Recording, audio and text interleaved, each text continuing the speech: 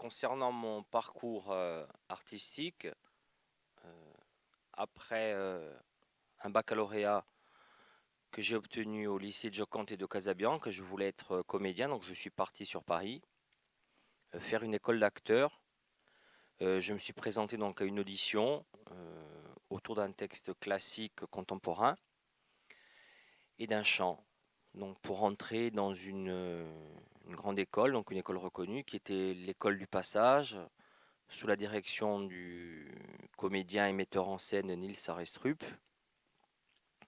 J'ai donc suivi une formation qui a duré 3 ans autour du texte classique, autour du texte contemporain, autour aussi de la dramaturgie. Nous avions également des cours, je dirais, au-delà du jeu, un travail important sur le corps, puisque le corps aussi en théâtre, bien évidemment, à partir des années 60, est devenu signifiant, je dirais, autant que le texte. Et donc Nils Arestrup tenait absolument à ce qu'on fasse un travail corporel important pour que le corps puisse exprimer, je dirais même autre chose que le texte n'exprimait pas. Donc pendant ces 3 années, nous avons eu donc différents professeurs d'art dramatique qui nous faisaient travailler le texte autour de la méthode d'acteur Konstantin Stanislavski, qui est une école d'acteurs russe, puisque c'est je dirais, la grande méthode que tous les comédiens du monde entier se sont appropriés. On travaillait essentiellement sur le ressenti, évidemment le sens du texte, mais aussi d'essayer de vivre et de revivre des émotions vraies. Donc nous avons eu Nils Arestrup comme premier enseignant autour du Don Juan de Molière, puisqu'il était en train de le jouer à l'époque au théâtre sur Paris. Nous avons eu également d'autres enseignants comme Gilles Galliot qui nous a fait travailler sur des textes, on va dire, d'orientation un peu plus burlesque. Nous avons eu aussi un enseignant polonais qui s'appelait Jerzy, qui nous a fait travailler, je dirais, nous a fait coller à cette méthode de Stanislavski. Et puis aussi, nous avons eu des enseignants en voix, puisqu'il fallait donc travailler sur la voix, puisque je dirais le travail d'acteur est bien sûr basé donc essentiellement sur la voix, le port de la voix, sur la façon de placer la voix. Nous avons eu aussi des cours de trajectoire de l'espace, c'est très important aussi, de comment le corps à un moment donné fait sens dans un espace, comment il se déplace, comment il se projette aussi par rapport à son partenaire, donc par rapport à l'autre.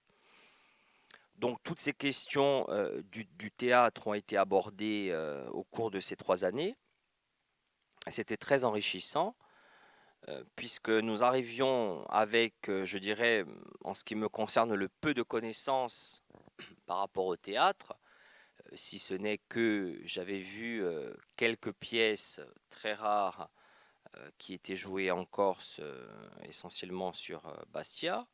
Je dirais que les références étaient, j'avais vu le Teatrino qui jouait à l'époque avec la Compagnia di Lolmo, et j'avais vu Nico Mahanin, donc Teatro Mascone. Donc je dirais c'était pour moi en tant qu'insulaire les seules références théâtrales, je dirais, de théâtre vivant et de formes qui existaient en Corse. Bien évidemment, ensuite, si on se réfère aux us et coutumes et aux traditions, que ce soit par rapport aux fêtes religieuses ou aux fêtes païennes, il y avait, je dirais, des représentations qui étaient donc liées donc à la théâtralité, qui étaient donc tout ce qui était procession, le catenaccio, également l'occhio aussi, puisque j'ai été élevé donc dans un village, donc j'ai vu ces pratiques-là.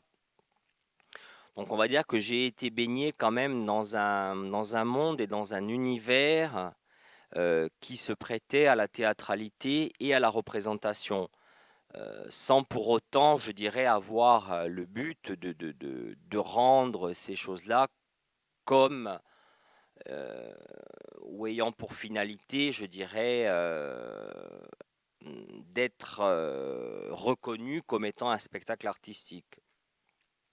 Donc très tôt, j'ai été, je dirais, impressionné, puis j'ai été très sensible à ces formes de représentation, et j'ai voulu en faire mon métier, donc servir le texte et les auteurs. C'est toujours ce qui m'a plu, c'est-à-dire de travailler autour des textes et puis de travailler sur le langage. Donc cette école m'a apporté énormément. Ensuite, au sortir, donc je dirais, de ces 3 années, j'ai entamé une nouvelle formation que je voulais faire parce que j'ai été, je dirais, très intéressé. J'en avais entendu parler par la fameuse école Acteurs Studio que les grandes vedettes américaines donc avaient faite. Et je me suis inscrit au cours de Jack Garfain à Paris, donc là encore sur une audition. Et j'ai travaillé sur cette méthode qui, je dirais, mettait en avant, je dirais, le revivre, heu, certaines douleurs enfouies, je dirais un vécu qu'on n'avait pas forcément envie de mettre comme ça en avant, et on a fait ce travail-là. Alors c'est un petit peu, je dirais, une autre méthode, des fois qui s'inscrit un petit peu, heu, je dirais, dans le contraire de cette première, ou des fois qui peut s'opposer aussi, mais je pense qu'elle est quand même complémentaire. Et j'ai fait ensuite plus d'une année avec Jack Garfain, donc qui avait donc une traductrice française, et nous avons travaillé sur la méthode Acteur Studio. Donc au sortir, je dirais, de ces 4 années donc de formation, j'ai rencontré une compagnie, la compagnie du théâtre en partance, qui étaient des anciens élèves aussi d'une grande école, hein, qui était le TNS, le Théâtre National Supérieur de Strasbourg.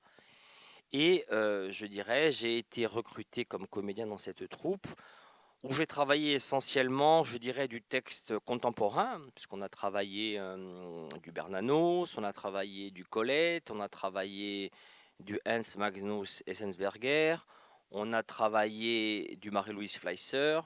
Donc c'était des textes très modernes pendant plusieurs années. Je suis même parti m'installer et jouer en Basse-Normandie. Je suis également parti, je dirais, en Suisse ensuite, donner donc différentes représentations. Donc ça a été un parcours très riche et en même temps varié, puisque nous avons abordé, je dirais, les différentes écritures théâtrales, qu'elles soient classiques ou qu'elles soient modernes, et toujours, je dirais, la question et le positionnement, le travail sur le corps, qui a été très très important, je dirais, dans ces deux écoles. Comme je le disais, la posture du corps dans l'espace, donc l'espace fait sens à un moment donné aussi, il n'y a pas que le texte et que le metteur en scène, puisque la question de l'espace était prise en compte aussi, je dirais, dans ces deux écoles. Et puis, bien évidemment, bon, la chance d'être sur Paris et de voir les grands créateurs qui étaient donc présents. Et nous étions bien sûr conviés et fortement invités à aller voir tous les soirs pratiquement. Nous étions euh, de sortie pour aller voir les grands metteurs en scène comme Brooke, Mouchkine. En danse contemporaine aussi, je n'étais pas du tout, enfin, je ne connaissais pas la danse contemporaine comme Pina Bausch. Donc, nous étions également formés, je dirais, et enseignés à travers les spectacles que nous regardions et que nous voyions le soir. Donc ça, c'était très, très important. Donc ça a été une formation en même temps riche et variée, puis également où nous avons pu faire de très belles rencontres humaines, ce qui nous a permis aussi après, avec les anciens camarades de promotion, de monter des spectacles aussi. Voilà. Ensuite, je suis rentré en Corse en 98 et j'ai rejoint, pardon, la troupe du Théâtrino, hein, que j'ai rejoint donc en 98 sur l'Opéra de Cazzo de Brecht. Ça a été une très belle rencontre aussi. Je suis donc rentré, j'ai travaillé avec le Théâtrino et je suis devenu, on va dire, permanent de cette compagnie. Donc, parallèlement, j'ai rejoint l'Université de Corse, hein, puisque j'ai été chargé de cours pendant quelques années, où j'ai donc dispensé des cours en histoire du théâtre et en théorie de la mise en scène. Et j'ai, si vous voulez, parfait ma formation, puisque bon, évidemment très passionné de lettres, j'ai passé un master de lettres et j'ai eu la chance aussi de rencontrer le professeur Jacques Thiers, avec lequel je me suis inscrit en thèse sur la question du théâtre en Corse, et je dirais, et plus précisément de la décentralisation théâtrale, et quels étaient les échos ou les non-échos, nous dirions, sur le territoire insulaire pendant la période du Riacuistre. Donc ça a été aussi très très enrichissant. Donc là maintenant je travaille donc à l'université également en tant qu'enseignant et que comédien, et il y a toujours cette réflexion sur le théâtre en tant que forme artistique, en tant que pratique signifiante, et aussi à travers un lieu. Qu'est-ce que c'est que, euh, je dirais, le fait de faire du théâtre sur une île? Quels sont les enjeux?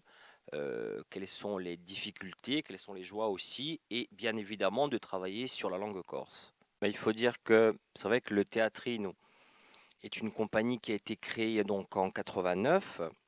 Donc les comédiens étaient, je dirais, de l'ordre de 3-4.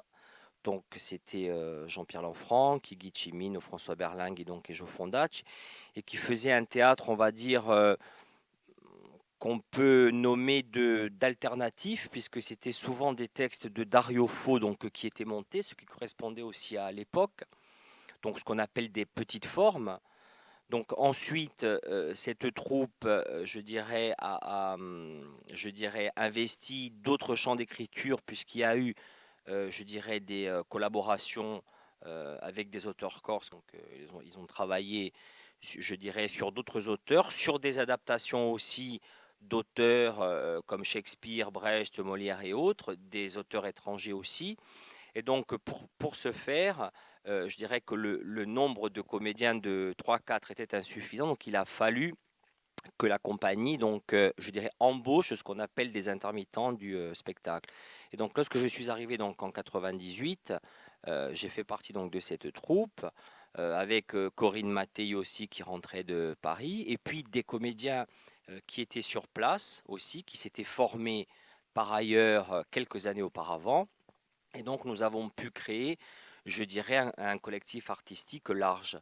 Et donc, nous avons pu, je dirais, investir, je dirais, d'autres textes, des textes différents, des textes qui nécessitaient aussi, je dirais, une mise en scène plus nombreuse, qui nécessitaient une scénographie un peu plus complexe, et je dirais où le texte, je dirais pas n'avait pas la même importance, mais était moins, je dirais peut-être prégnant, parce que quand vous avez des textes où vous jouez donc des monologues ou des textes à deux ou trois, je dirais pour le spectateur, ce qui est important, c'est le rapport entre son partenaire et le public directement.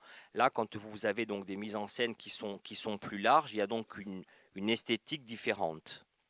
Donc, il a fallu travailler, je dirais, sur cette esthétique différente. Sur la langue corse, bien sûr, hein, puisque le théâtrine a toujours travaillé donc en langue corse, mais donc s'adapter différemment. Donc, ça a été je dirais, la gageure qu'il a fallu mettre en place, quoi.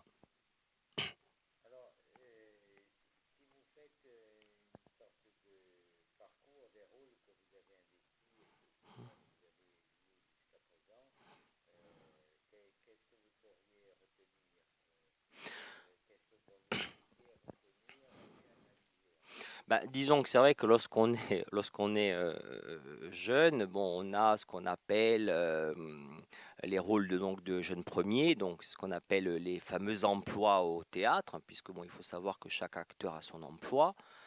Donc au départ, j'ai beaucoup joué les amoureux, les jeunes premiers. Donc dans Brecht, j'ai fait les mariés. Dans le Baladin du monde occidental de Synge, j'ai fait donc l'amoureux.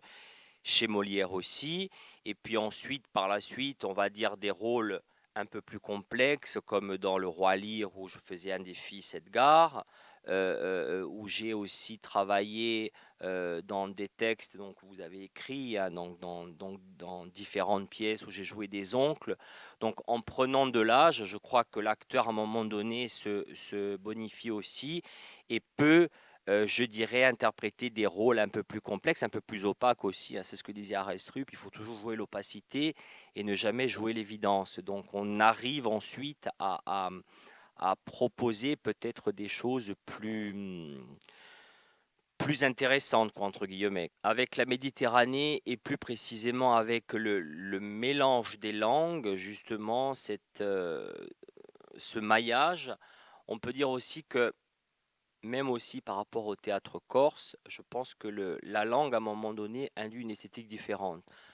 C'est-à-dire que si vous jouez en alexandrin, vous avez une certaine esthétique théâtrale, assez hiératique donc pour le théâtre classique, mais ensuite on se rend compte que dans les langues méditerranéennes, on arrive à une esthétique quand même beaucoup plus visuelle, voire comique, c'est-à-dire que la langue induit un code de jeu différent et une esthétique différente.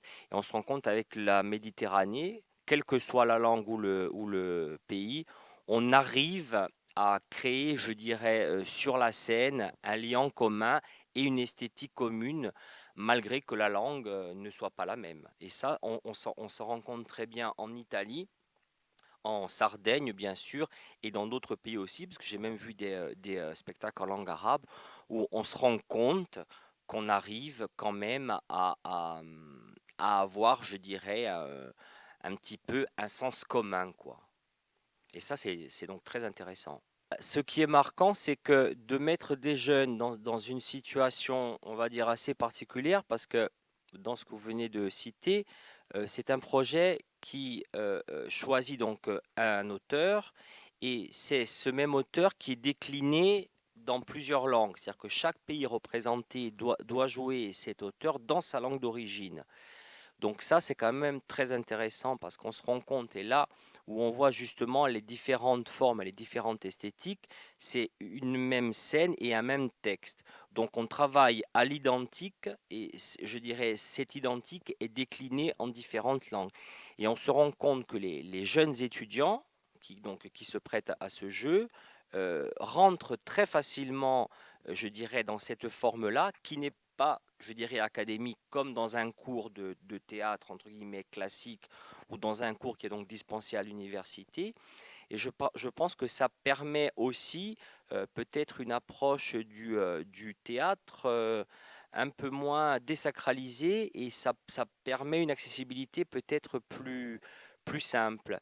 Et je trouve que les étudiants se sont très bien prêtés à ce jeu-là. Et ces jeunes, je dirais, parce que ce sont quand même des étudiants hein, qui font partie donc de différentes universités internationales, européennes, donc travaillent sur un auteur précis donc pendant un an, et ils se doivent à un moment donné donc de mettre en forme, je dirais, une scène donc dans leur langue. Donc ça permet donc pendant une année déjà de faire un travail collectif qui va être ensuite rendu, je dirais, public avec d'autres et en confrontation, je dirais, avec d'autres étudiants d'abord, c'est-à-dire j'aime pas trop le mot, mais pas de comparer, mais justement de voir quelles sont les différences ou les ressemblances esthétiques, théâtrales, je dirais, les différentes postures de jeu aussi, de voir comment, j'ai envie de dire, chaque pays s'est approprié le théâtre, puisque le théâtre est donc mondial, donc il nous appartient à tous, mais comment chaque pays et donc chaque université s'est approprié la pratique théâtrale et voir qu'est-ce qu'elle met en avant, est-ce qu'elle favorise le texte ou pas, est-ce qu'elle favorise, je dirais, la représentation, qu'est-ce qu'elle choisit de garder ou de ne pas garder. Et ça, c'est vraiment intéressant parce qu'à travers, je dirais, ce rendu-là, on peut voir les différentes tendances du théâtre dans le monde entier et donc les différentes pratiques. L'atelier, je dirais, au-delà des cours, est très important parce qu'il permet à n'importe quel étudiant, et ça n'est pas réservé, je dirais, du tout aux étudiants d'art, mais à un moment donné, de venir et de travailler et de s'exprimer, je dirais avant tout, c'est-à-dire d'avoir une posture, je dirais, d'expression à un moment donné par rapport à un public, par rapport à soi-même d'abord, hein. C'est aussi peut-être, je pense, quelque chose qui se joue entre soi et soi. C'est je vais raconter une histoire, je vais dire quelque chose, je vais raconter ce que je ressens alors que je n'ai jamais pu le dire. Je pense que le but premier, c'est un atelier d'expression artistique, bien sûr, puisqu'ensuite, moi, je vais être là pour diriger, donc mettre en scène et donc mettre en forme. Mais je pense que le but, avant tout, c'est qu'on n'a pas forcément, bon, lorsqu'on fait des études et ensuite lorsqu'on travaille, on n'a pas forcément le temps de se poser, je dirais, par rapport à qu'est-ce que je dégage par rapport à l'autre, qu'est-ce que je ressens, comment je l'exprime, de quelle manière, etc. Et là, c'est une façon privilégiée, hein, c'est le soir en plus, donc on est entre nous, d'arriver à exprimer d'abord un ressenti et ensuite, bien sûr, le but est de travailler sur un texte d'auteur et d'arriver à le mettre en forme et donc d'arriver à le mettre en scène. Je dirais le but final de cet atelier, c'est la représentation théâtrale, mais pas simplement, je dirais pas simplement comme un objet fini, terminé. Ce qui est important dans cet atelier, c'est le processus. C'est nous partons d'un point A pour arriver à un point B. Et le processus de création est aussi important, je dirais, que la représentation finale. En cinéma, assez peu, parce que c'est vrai que je fais des castings comme tout le monde, et j'ai été assez peu, je dirais, choisi, donc désiré, on va dire, hein, puisqu'il faut être donc désiré par ce qu'on appelle le metteur en scène et la production. Par contre, j'ai fait beaucoup de télévision, hein, donc depuis 98, sur des séries télévisées donc en langue corse, donc comme La Famille. Mhm. Bah, donc La Famille Pastachou qui a été bon, ce qu'on appelle un soap opéra, espèce je dirais de théâtre filmé, donc sur de la langue corse, hein, bien sûr, hein, qui ne traitait que nous faisions donc en langue corse. Et donc nous étions quatre personnages, donc deux masqués, je dirais. Il y avait Marie-Ange Gérone, mais donc et moi-même, moi j'avais donc des grosses lunettes, donc nous étions les deux personnages masqués. Et deux autres personnages, donc Stella Guelfucci qui jouait le rôle de ma sœur, donc et Guy Cimino qui jouait le rôle du père. Donc c'était une famille, je dirais, très comique, assez loufoque, même très loufoque, qui traitait de sujets de société à travers l'humour. Et je pense qu'on a pu gagner le cœur des gens et donc et des familles parce que c'était en même temps des personnages attachants, des personnages comiques, donc masqués, burlesques, et à travers, je dirais, cette forme-là, on pouvait traiter très souvent de sujets sérieux, mais toujours avec une grande distance. Et je pense que c'est à travers ça euh, que les gens, et puis ici en Corse, hein, les gens se sont reconnus à certains moments de leur vie à travers Diazipi, à travers Madame Pastachou, à travers Monsieur Pastachou et à travers ma sœur qui était Stella Guelfucci. Donc ça a été un point de rendez-vous, je dirais, entre une expression de théâtre filmé et je dirais, et le peuple corse à un moment donné, hein, voilà, donc parce que je dirais, il y a dans notre expression au quotidien, chez nous ici, une théâtralité chez l'individu. Donc je pense que cette théâtralité, à un moment donné, a rencontré, je dirais, notre théâtralité de la famille Pastachou à un moment donné, quoi. Je pense que ça a été cette rencontre-là à un moment donné. La série Hôtel Paradis, bon, qui a été une commande donc de France 3 Corse, qui, je dirais, est une série d'abord qui regroupe à peu près une cinquantaine de comédiens, donc je dirais à chaque saison. Donc là, ce sont évidemment sur un format de 13 minutes aussi, comme La Famille Pastachou. La Famille, c'était 26 minutes, mais c'était entrecoupé, je dirais, de dessins animés et d'autres sujets.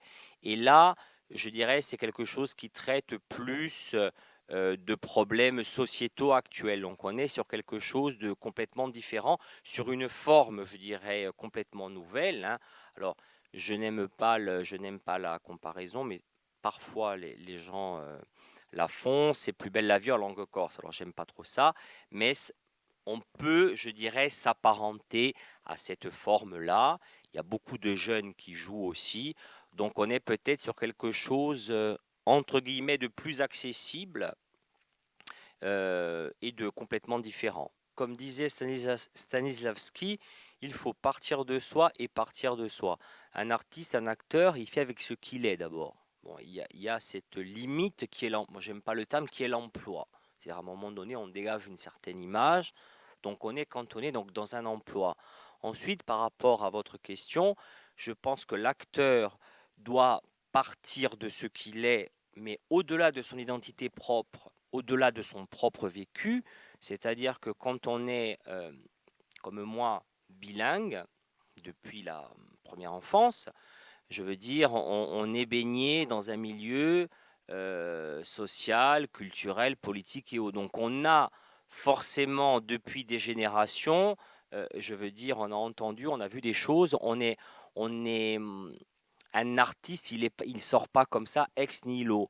Donc il y a forcément des strates qui sont enfouies comme ça, à un moment donné, qu'on fait ressurgir, hein, et puis ensuite on essaye de l'adapter et de le mettre en forme à travers des textes, c'est-à-dire de rendre cette créativité-là autour d'un objet artistique qui est le texte, qui va permettre aussi, je dirais, de se confronter à l'autre, au grand autre, c'est-à-dire à un auteur d'abord. Donc là, on quitte soi et pour aller vers un autre. Donc c'est toujours le passage entre les deux et c'est cette altérité-là qu'on essaye à chaque fois de côtoyer et de mettre en place.